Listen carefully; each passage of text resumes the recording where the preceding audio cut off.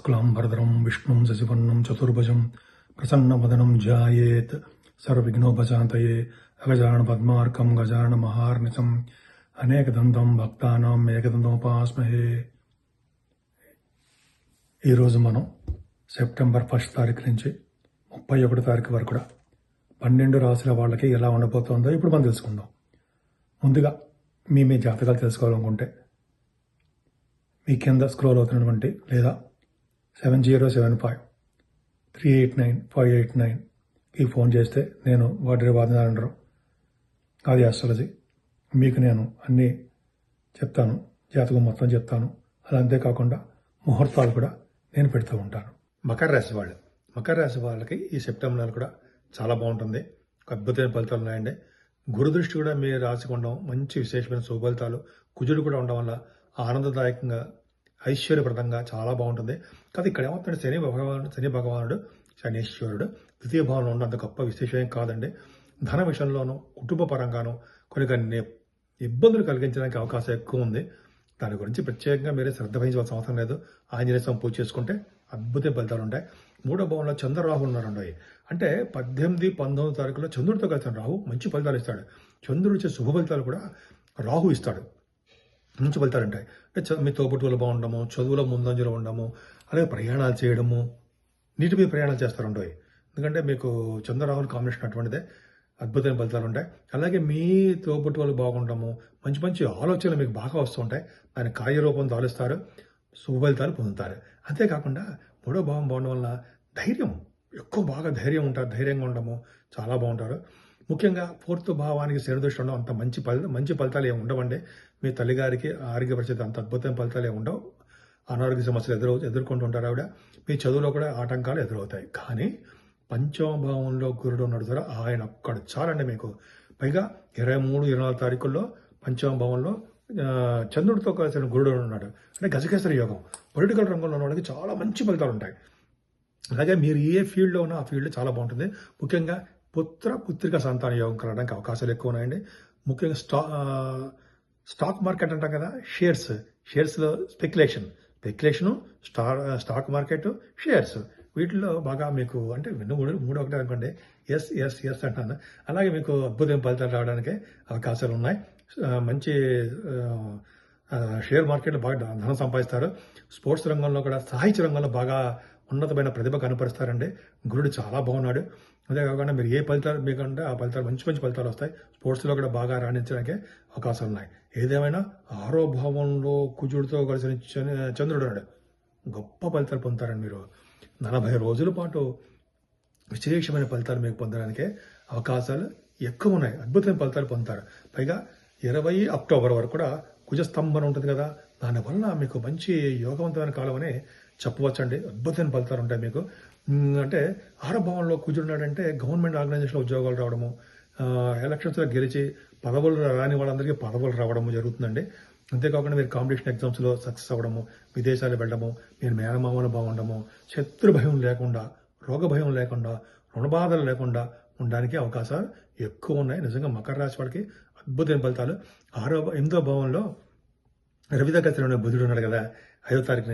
అంటే బుధాదిత్య యోగం కాదు కదండి.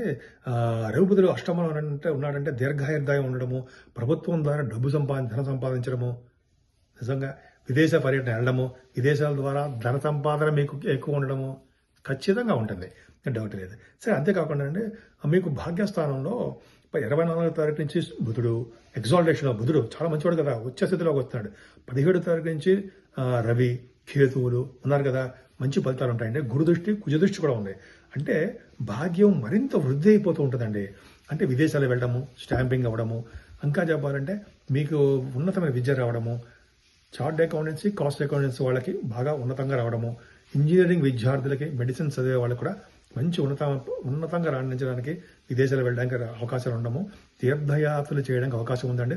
ముఖ్యంగా బుధకేతువుల వల్ల ప్రాబ్లం ఏంటయ్యా అంటే ప్రాబ్లం కాదండి, మతపరమైనటువంటి విద్యలో బాగా రాణిస్తారు. ప్రాబ్లం ఏంటయ్యా అంటే మీ మేనమామల వల్ల, మీ బావమరుదుల వల్ల చిన్న ప్రాబ్లమ్స్ ఎదుర్కోవడానికి అవకాశం ఉంది. శని బుధుల కాంబినేషన్ వల్ల ఏమవుతుందంటే మీకు కొంతమంది రచయితలు ఉన్నారు, వాళ్ళకి మంచి ఫలితాలు ఉంటాయి. భాగ్యము చాలా చాలా బాగుందండి, నిజంగా ఎక్స్ట్రాడినరీ. నిజంగా కుజుర మకర రాశి వాళ్ళకి నెల మొత్తం కూడా అద్భుతమైన ఫలితాలు ఉన్నాయండి. చాలా చాలా బాగుంది. భాగ్యస్థానం ఎంత ఎక్స్ట్రాడినరీగా ఉంది. థర్డ్ వీక్, ఫోర్త్ వీక్లో మీకు అద్భుతమైన ఫలితాలు, చాలా మంచి ఫలితాలు మీకు ఉన్నాయి. దశమస్థానంలో శుక్రుడు 10th house, lord in 10th house. అమ్మ బాబోయ్! ఓ పక్కన గురుచంద్రులు, ఓ పక్కన కుచంద్రులు, ఓ పక్కనేమో రవి బుధులు, ఓ పక్కనేమో భాగ్యస్థానము, ఓ పక్కన దశమస్థానం శుక్రుడు. విశేష ఫలితాలు ఉంటాయండి. ముఖ్యంగా సినిమా రంగంలో ఉన్న వాళ్ళకి చాలా బాగుంటుంది. ముఖ్యంగా మీరు బంగారు ఆభరణాలు, మంచి మంచి వస్తువులు, వాహనాలు, గృహాలు బాగుంటుంది. ముఖ్యంగా సాఫ్ట్వేర్ రంగంలో ఉన్న వాళ్ళకి, అలాగే రియల్ ఎస్టేట్ రంగంలో ఉన్న వాళ్ళకి చాలా మంచి ఫలితాలు ఉంటాయి. కాకపోతే ఏలినాటి ప్రభావం ఉంది, కొద్దిగా జాగ్రత్తగా ఉండండి. మీకు భాగ్య, రాజ్య, లాభస్థానాలు కూడా చాలా బాగున్నాయి. గురుదృష్టి ఉంది, చంద్రదృష్టి ఉంది లాభస్థానానికి. లాభాధిపతి కూడా చాలా బాగున్నాడు.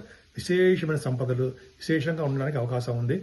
మీ బిజినెస్లో బాగా రాణిస్తారనడంలో సందేహం లేదు. కంటిన్యూస్ ఫ్లో ఆఫ్ అని అంటాం కదా, అది ఉంది. తీర్థయాత్ర చేస్తారు. డాక్టర్స్ వృత్తిలో ఉన్న వాళ్ళకి, లాయర్స్కి, బ్యాంకింగ్ రంగంలో ఉన్న వాళ్ళకి, సాఫ్ట్వేర్ రంగంలో ఉన్న వాళ్ళకి, అలాగే విద్యా సంస్థలు పనిచేసే వాళ్ళందరూ కూడా వాళ్ళ బిజినెస్లు, ఉద్యోగాలు, ప్రమోషన్స్ రావడం చాలా బాగుంటుంది. ముఖ్యంగా ఉద్యోగాలు లేని వాళ్ళకి ఉద్యోగ భద్రత ఉంటుందండి. అద్భుతమైన ఫలితాలు ఉన్నాయన్నది సందేహం లేదు. ఏదేమైనా మకర రాశి వాళ్ళకి అద్భుతమైన ఫలితాలు బాగున్నాయి. మీరు ముఖ్యంగా పూజించవలసిన అమ్మవారు, దుర్గా అమ్మవారిని పూజిస్తే అంత మంచి ఫలితాలు ఉంటాయి. ముఖ్యంగా శ్రీకృష్ణుడు ఉన్నాడు కదండి, శ్రీకృష్ణుడు పూజించడం వల్ల శుభ ఫలితాలు ఎక్కువ రావడానికి అవకాశాలు ఉన్నాయి. ఈ నెలలో మన పూజించవలసిన దేవుడు అంటే 12 రాశుల వాళ్ళకి, మేషరాశి నుంచి మీనరాశి వరకు కూడా పూజించవలసిన దేవుడు వినాయకుడు అండి. ఈ సెప్టెంబర్ నెలలో మనకి వినాయక చవితి వస్తుంది 7వ తారీఖుని. కొన్ని కంట్రీస్లో, అమెరికా వంటి దేశాల్లో 6వ తారీఖున వస్తుంది.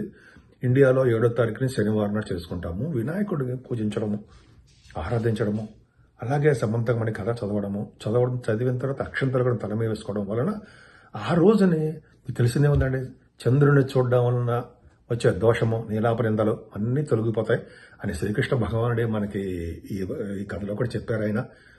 సో మనం తప్పకుండా చేద్దాము, వినాయకుడిని ఆరాధన చేసుకుందాము. అలాగే 9వ తారీఖుని స్కంద షష్ఠి, సూర్య షష్ఠి అని వస్తుందండి. అంటే సూర్య షష్ఠి అంటే సూర్య భగవానుడికి ఇష్టమైన రోజు ఆ రోజు. అంతేకాకుండా సుబ్రహ్మణ్య స్వామి, వీరిద్దరిని పూజించడం వలన చాలా మంచి ఫలితాలు ఉంటాయి. అన్ని రాశుల వాళ్ళు కూడా ఈ పూజించాలి. ముఖ్యంగా సూర్య భగవాన్ ఆరాధన చాలా చాలా మంచిదండి. అది అద్భుతమైన ఫలితాలు మనకి తప్పకుండా ఉంటాయన్నమాట. సూర్య భగవాన్ని ఆరాధించడము, ఆ రోజు మనకి సూర్య భగవానుడికి ఆదిత్య హృదయం చేయడం వల్ల కూడా చాలా మంచి ఫలితాలు ఉంటాయి. ఆదిత్య హృదయం, సూర్య భగవానుడు నమస్కార పీరియడ్ కదండి ఆయన. నమస్కారం చేయడం వల్ల మంచి ఫలితాలు ఉంటాయి. అంతేకాకుండా చక్కటి ఆరోగ్యాన్ని, ఐశ్వర్యాన్ని ప్రసాదించేవాడు సూర్య భగవానుడు మాత్రమే అంటే సూర్య భగవానుడు ఇస్తాడండి.